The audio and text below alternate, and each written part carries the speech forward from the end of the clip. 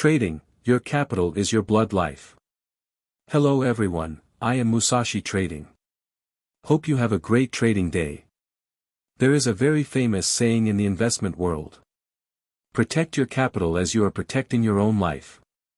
It sounds exaggerated, but if you have ever gone through losing battles, burned your account just because of a hasty click, you will understand, capital is not just money, it is opportunity, time, a whole path that you are trying to build in this market. But it is sad. Many people enter trading without understanding that. They start with the mindset of trying it out, or risking big. They treat each trade as a gamble. And then, when their account is halved, they blame the market, the news, the spread, the broker. I was like that too. On my first day in the market, I brought with me more than $1,000, not a large amount but all I could afford after a few months of working part-time. I thought I was smart, learned quickly, and had logical thinking. I believed I could double my account in a few weeks, and I almost did. A series of winning trades made me think that trading is not as hard as people say. I started increasing my position size, removing stop losses, and entering trades on impulse. I thought I was in trouble. Until Thursday night, just one news about interest rate policy that was not as expected. Gold prices jumped. It was a bumpy ride. Before I could figure out what was happening, my account was already in the red. I panicked. I doubled my bet to recoup, and lost again. Again, the next morning, my account had exactly $12 left. I looked at the screen, unable to cry. Not because I felt sorry for the money, but because for the first time in my life, I felt a very strange pain. I had just lost something very precious, and I was not sober enough to protect it. From then on, I started my journey of learning again from the beginning. This time, with a different mindset, trading is not a get-rich-quick game. It is a long-term process, and the first factor to survive is to keep capital. Are you taking that lightly? Have you ever entered a trade without knowing how much you could lose if you were wrong? Have you ever traded in an emotional state just to get it back quickly? Do you think that capital is something that is easy to earn back, when in reality, it is something you have to trade with a lot of time, effort, and lessons? If the answer is yes, then you are not alone. Most traders start out like this. But the problem is, not everyone stops in time to adjust. Not everyone is lucky enough to have capital left to learn the next lesson. Preserving capital may sound simple, but it requires discipline. Knowing when to say no to tempting offers. Standing aside when the market goes crazy. And be humble enough to understand that, in trading, survival is the first victory. This video will not talk about how to make money quickly from the market. This video is for those who have lost, and wondered where they went wrong. This video is for you to look back at yourself and answer the question, if you consider capital as life, how would you trade differently? People often say, if you lose money, you still have a chance to earn it back. But if you lose your capital, really lose it all, then you have nothing to start over with. Capital is not the fifth thing in your bank account or the number displayed on your trading screen. It is the breath of a trader. It is the oxygen of the whole journey in the market. Even if you have a good system, a good strategy, a strong mentality, if you cannot keep your capital, it all becomes meaningless. At first, I did not believe that. I thought that keeping capital was the business of the timid, of those who were so afraid of risk that they did not dare to enter the market. But after losing everything many times, I understood. Only those who have been out of breath in this market can understand the importance of oxygen. I have a friend who used to be a programmer. He is good at deep technical analysis and does not pursue complicated strategies.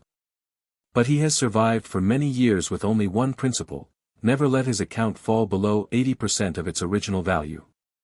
He sets a clear stop loss and never adjusts it no matter how crazy the market is.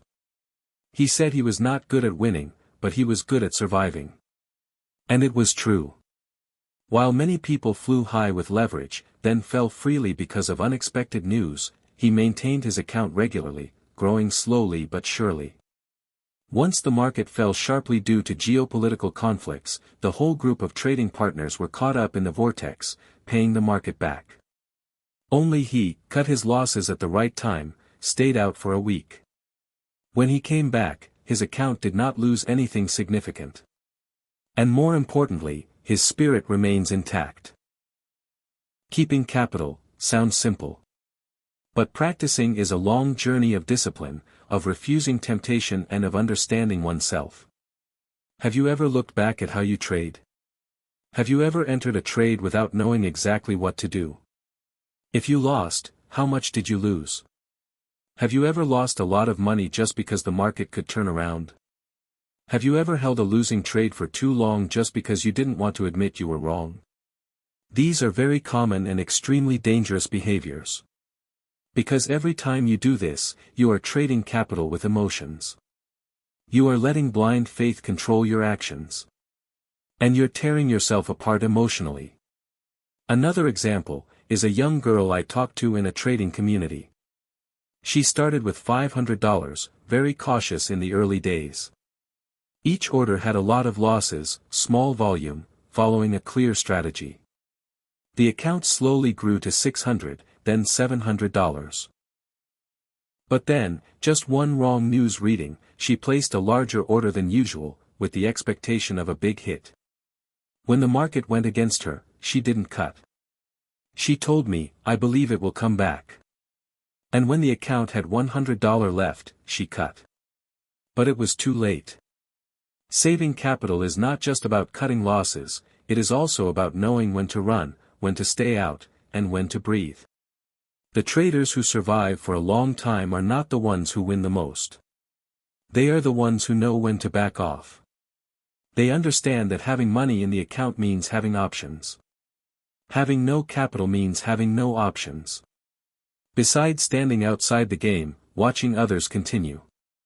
The question I often ask myself after each series of orders. If the next order loses, how long can I survive in the market? That is an important question. Because it brings me back to reality.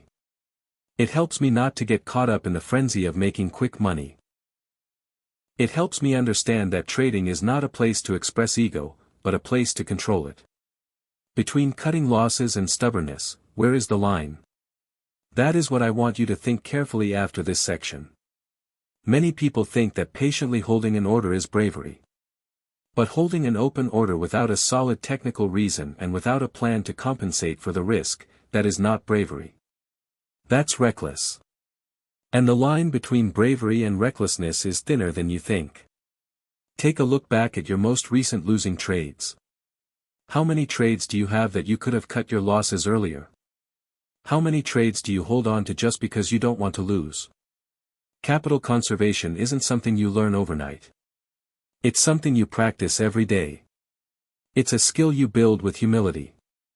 It's a habit you choose instead of a gut feeling.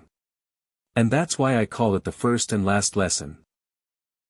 Because even if you become better, more experienced, if one day you forget the lesson of keeping your capital, you can still lose everything with just one unexpected news, one wrong click, and you will have to learn from the beginning with another account, if you still have it.